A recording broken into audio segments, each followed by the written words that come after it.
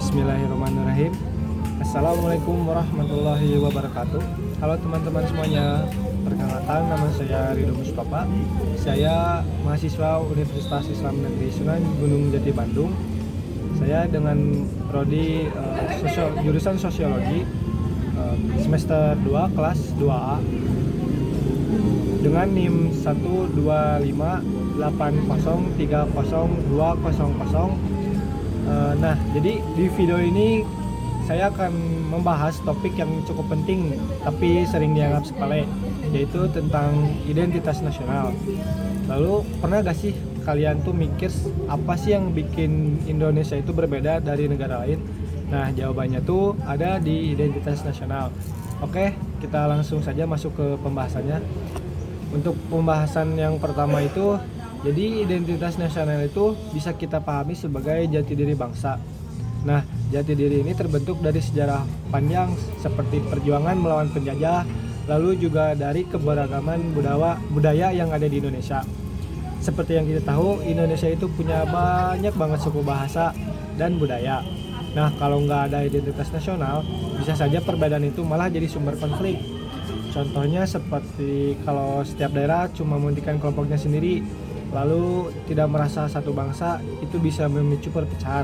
Makanya identitas nasional itu penting banget untuk menjaga persatuan dan kesatuan. Baik, untuk selanjutnya itu ada konsep dan ruang lingkup. Nah, identitas nasional itu gak cuma satu bentuk ya, tapi ada beberapa unsurnya saja, yaitu ada yang pertama elemen fisik dan elemen non fisik. Untuk yang pertama itu elemen fisik seperti bendera merah putih, lalu bahasa Indonesia, dan lambang Garuda Pancasila. Nah, ini adalah simbol yang bisa langsung kita lihat. Contohnya saat upacara bendera, kita hormat ke merah putih, itu bukan sekedar formalitas, tapi bentuk rasa cinta tanah air juga. Nah, untuk yang kedua itu elemen non fisik. Elemen non fisik juga ada juga yang gak terlihat, seperti nilai gotong royong, terus Pancasila, dan tradisi budaya. Contohnya seperti budaya gotong royong di kampung. Nah, itu juga sebenarnya bagian dari identitas nasional kita juga. Yang penting, identitas nasional itu dinamis, artinya bisa berkembang. Seperti sekarang kita pakai teknologi media sosial, tetapi tetap harus pegang nilai-nilai bangsa. Yang selanjutnya itu ada peran identitas nasional. Nah, identitas nasional punya peran besar dalam pembangunan bangsa. Yang pertama itu ada menciptakan persatuan. Kalau masyarakat punya rasa satu bangsa, konflik bisa dikurangi. Contohnya, saat ada bencana, orang dari berbagai daerah saling bantu. Itu karena merasa satu Indonesia. Yang kedua, ada menjadi arah kebijakan. Lalu, pemerintah juga menggunakan nilai Pancasila sebagai dasar kebijakan. Contohnya, seperti program bantuan sosial, itu mencerminkan keadilan sosial. Dan yang ketiga itu ada daya saing global. Nah, di era globalisasi, identitas juga jadi kekuatan.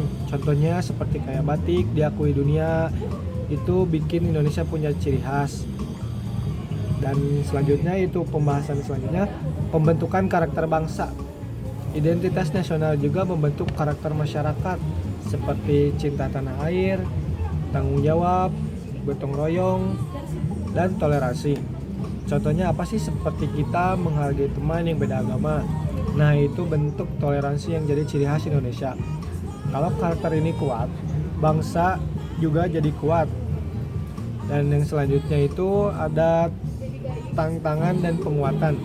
Nah, tantangannya tuh di era sekarang ada beberapa tantangan. Contohnya seperti budaya asing yang masuk, ya, kurangnya nasionalisme, dan gaya hidup individualis. Contohnya seperti kita lebih membanggakan budaya luar seperti budaya sendiri. Dan apa aja sih upaya penguatannya? Nah, ini untuk upaya penguatannya itu ada solusinya.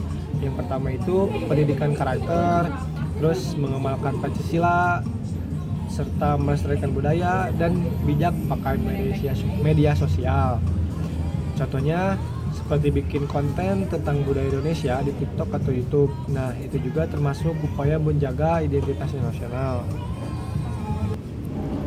Baik, kita langsung saja masuk ke pembahasan yang lebih mendalam. Kita paparkan di mapping ini. Baik, di sini sudah ada mind mappingnya ya, di mana ada 9 poin. Yang dimana yang pertama itu ada pengertian konstitusi, yang kedua ada fungsi konstitusi, yang ketiga ada materi muatan konstitusi, dan yang keempat ada latar belakang perubahan Undang-Undang Dasar 1945, dan yang kelima ada proses perubahan Undang-Undang Dasar, yang keenam dasar pemikiran perubahan, dan yang ketujuh awal proses perubahan, dan yang nomor 8 ada hasil dan karakter perubahan, dan yang terakhir nomor 9 kedudukan Undang-Undang Dasar Negara Republik Indonesia 1945. Nah, untuk yang pertama itu pengertian konstitusi. Dalam arti sempit, dokumen tertulis berisi aturan dasar negara. Secara arti luas, aturan tertulis maupun tidak tertulis yang menentukan bagaimana lembaga negara dibentuk dan dijalankan. Dan yang poin kedua itu fungsi konstitusi. Fungsi konstitusi itu ada 3. Yang pertama membatasi kekuasaan pemerintah atau penguasa negara. Yang kedua mengatur pembagian kekuasaan negara. Yang ketiga memberi jamin hak asasi manusia bagi warga negara. Dan poin untuk yang ketiga itu ada materi muatan konstitusi. Nah, poinnya itu diantaranya adalah yang pertama organisasi negara, yang kedua hak asasi manusia, yang ketiga prosedur mengubah undang-undang dasar, yang keempat larangan mengubah sifat tertentu dari undang-undang dasar, dan yang terakhir itu ada cita-cita rakyat dan asas-asas ideologi negara. Nah, untuk selanjutnya ada poin yang keempat yaitu latar belakang perubahan Undang-Undang Dasar 1945. Yang pertama itu ada tuntutan reformasi, yang kedua Undang-Undang Dasar 1945 belum cukup memuat landasan bagi kehidupan yang demokratis. Yang ketiga ada pemberdayaan rakyat dan penghormatan terhadap hak asasi manusia masih kurang. Dan yang keempat banyak pasal multitafsir sehingga membuka peluang penyelenggaraan negara yang otoriter, sentralistik, tertutup dan praktik KKN. Dan yang terakhir perubahan harus dilakukan secara bertahap, sistematis, 4 kali perubahan sebagai satu rangkaian dan satu kesatuan.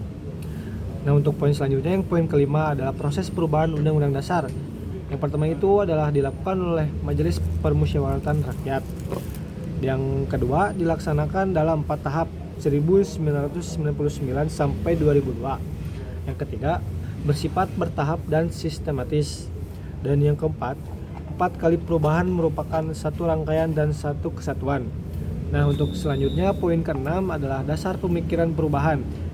Yang pertama itu adalah kekuasaan tertinggi di tangan MPR, kekuasaan yang sangat besar pada presiden. Dan yang kedua itu adalah pasal yang terlalu luas sehingga dapat menimbulkan multitafsir.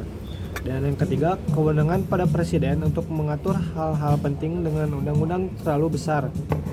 Dan yang keempat, rumusan Undang-Undang Dasar 1945 tentang semangat penyelenggaraan negara belum cukup didukung ketentuan konstitusi yang sesuai dengan tuntutan reformasi. Nah, untuk poin selanjutnya yang nomor 7 adalah awal proses perubahan. Awal proses perubahan itu poinnya ada 3. Yang pertama pencabutan ketetapan MPR RI nomor 4 MPR 1983 tentang referendum. Dan yang kedua itu adalah pembatasan masa jabatan presiden dan wakil presiden Republik Indonesia. Dan yang ketiga, ketetapan Majelis Permusyawaratan Rakyat mengenai hak asasi manusia mengawali perubahan Undang-Undang Dasar Negara Republik Indonesia 1945. Dan poin yang ke-8 adalah hasil dan karakter perubahan. Yang pertama itu dilakukan dengan satu kesatuan perubahan yang dilaksanakan dalam 4 tahap 1999, 2000, 2001, dan 2002. Dan yang kedua, materi perubahan yang telah disusun secara sistematis dan lengkap pada masa sidang MPR 1999 sampai 2000 tidak seluruhnya dapat dibahas dan diambil keputusan. Dan yang ketiga, perubahan dilakukan secara sistematis berkelanjutan karena senantiasa mengacu dan berpedoman pada materi rancangan yang telah disepakati sebelumnya. Dan untuk poin terakhir yaitu kedudukan Undang-Undang Dasar Negara Republik 1945. Yang pertama, Undang-Undang Dasar Negara Republik 1945 menempati urutan tertinggi dalam jenjang norma hukum di Indonesia. Yang kedua, undang-undang tidak bertentangan dengan Undang-Undang Dasar. Dan yang terakhir, Jika ada undang-undang yang bertentangan dengan Undang-Undang Dasar, warga negara dapat mengajukan pengujian konstitusionalitasnya ke Mahkamah Konstitusi. Nah, itu adalah untuk pembahasan secara lengkapnya dari mind mapping. Nah, jadi bisa kita simpulkan bahwa identitas nasional itu sangat penting, nggak cuma sebagai simbol, tapi juga sebagai dasar dalam kehidupan berbangsa. Nah, di tengah globalisasi, kita tetap harus menjaga identitas ini supaya tidak hilang. Oke teman-teman, mungkin itu saja pembahasan kita kali ini. Semoga bisa menambah wawasan kalian. Jangan lupa like, share, dan subscribe. Sampai jumpa di video berikutnya.